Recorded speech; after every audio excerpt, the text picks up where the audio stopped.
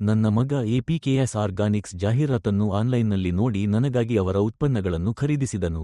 ಬೇರಿನ ಬೆಳವಣಿಗೆಯನ್ನು ಉತ್ತೇಜಿಸಲು ನಾನು ಅಭಿಮಾನ್ ಉತ್ಪನ್ನವನ್ನು 3 ತಿಂಗಳ ಕಾಲ ಬಳಸಿದೆ.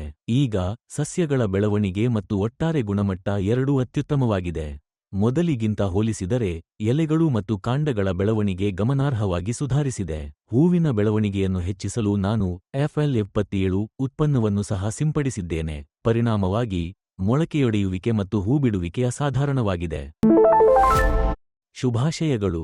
ನನ್ನ ಹೆಸರು ನಲ್ಲಿಯಪ್ಪನ್ ಮತ್ತು ನಾನು ಮಧುರೈ ಜಿಲ್ಲೆಯ ತೊಪ್ಪಲಂಪಟ್ಟಿ ಗ್ರಾಮದಲ್ಲಿ ವಾಸಿಸುತ್ತಿದ್ದೇನೆ. ನಾನು ನನ್ನ ಮನೆಯ ಪಕ್ಕದಲ್ಲಿರುವ 20 ಸೆಂಟ್ ಭೂಮಿಯಲ್ಲಿ ಮಲ್ಲಿಗೆಯನ್ನು ಬೆಳೆಸಿದ್ದೇನೆ. ನಾನು ಈ ಬೆಳೆಗಳನ್ನು ಮೊದಲು ನೆಟ್ಟು 15 ವರ್ಷಗಳಾಗಿವೆ. ಹಿಂದೆ ನನ್ನ ಸಸ್ಯಗಳ ಬೇರಿನ ಬೆಳವಣಿಗೆ ಮತ್ತು ಬೇರಿನ ವ್ಯವಸ್ಥೆಯು ಕಳಪೆಯಾಗಿದ್ದರಿಂದ ನಾನು ಅಭಿಮಾನ್ ಉತ್ಪನ್ನವನ್ನು 3 ತಿಂಗಳ ಅವಧಿಗೆ ಬಳಸಲು ಪ್ರಾರಂಭಿಸಿದೆ. ಪ್ರಸ್ತುತ ಬೇರಿನ ಅಭಿವೃದ್ಧಿ ಮತ್ತು ಸಸ್ಯಗಳ ಒಟ್ಟಾರೆ ಗುಣಮಟ್ಟ ಎರಡೂ ಅತ್ಯುತ್ತಮವಾಗಿವೆ. ಆರಂಭದಲ್ಲಿ ನನ್ನ ಮಗನಿಗೆ ಎಪಿಕೆಎಸ್ ಆರ್ಗಾನಿಕ್ಸ್ ಜಾಹೀರಾತೊಂದು ಆನ್ಲೈನ್ನಲ್ಲಿ ಕಾಣಿಸಿತು ಮತ್ತು ಅವನು ನನಗಾಗಿ ಅಭಿಮಾನ್ ಉತ್ಪನ್ನವನ್ನು ಖರೀದಿಸಿದನು. ನಾನು ಬೆಳೆಗಳಿಗೆ ನೀರುಣಿಸಿದಾಗಲೆಲ್ಲ ಸಸ್ಯಗಳಿಗೆ ಅನ್ವಯಿಸುವ ಮೊದಲು ಅಭಿಮಾನ್ ಅನ್ನು ನೀರಿನ ಡ್ರಮ್ನಲ್ಲಿ ಬೆರೆಸುತ್ತಿದ್ದೆ. ಕಾಲಾನಂತರದಲ್ಲಿ ಸಸ್ಯಗಳ ಬೇರಿನ ರಚನೆ ಮತ್ತು ಆರೋಗ್ಯದಲ್ಲಿ ಸ್ಪಷ್ಟವಾದ ಸುಧಾರಣೆಯನ್ನು ನಾನು ಗಮನಿಸಲು ಸಾಧ್ಯವಾಯಿತು.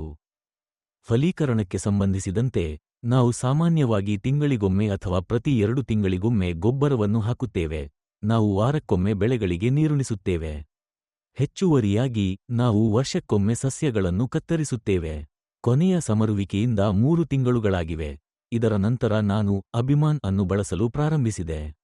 ಮೊದಲೇ ಹೇಳಿದಂತೆ ಎಲೆಗಳು ಮತ್ತು ಕಾಂಡಗಳ ಬೆಳವಣಿಗೆ ಈಗ ಮೊದಲಿಗಿಂತ ಉತ್ತಮವಾಗಿದೆ. ಇದರ ಜೊತೆಗೆ ನಾನು ಇತ್ತೀಚೆಗೆ ನನ್ನ ಮನೆಯ ಮುಂದೆ ಇರುವ 5 ಸೆಂಟ್ ಭೂಮಿಯಲ್ಲಿ ಹೊಸ ಮಲ್ಲಿಗೆ ಸಸಿಗಳನ್ನು ನೆಟ್ಟಿದ್ದೇನೆ.